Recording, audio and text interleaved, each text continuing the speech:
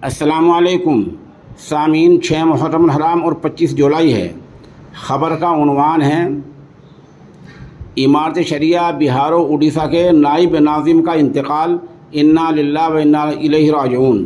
خبر کے لیے امارت شریعہ کے نائب امیر شریعت حضرت مولانا شمشاد الرحمانی دامت برکاتہم ہمارے رابطے میں ہیں۔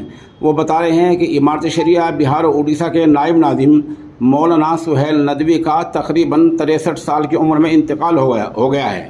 مرحوم مغربی چمپارن ریاست بہار کے رہنے والے تھے اور امارت کے پٹنہ دفتر میں فلاحی کام دیکھتے تھے۔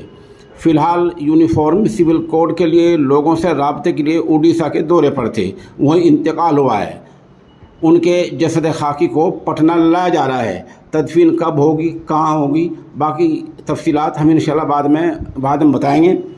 تمام ناظرین اور سامعین سے مرحوم کی مغفرت اور پسماندگان کے لیے دعا کی درخواست ہے۔ اس انتقال پر آل انڈیا ملی کونسل کے قومی صدر حضرت مولانا حکیم عبداللہ مغیثی دامت برکاتہم، ملی کونسل سہارنپور کے صدر مولانا ڈاکٹر عبدالمالک مغیثی اور آل انڈیا مسلم پرسنل بورڈ کے رکن الحاج حافظ پیر حسین احمد قادری دامت برکاتہم نے نہایت رنج و الم کا اظہار کیا ہے۔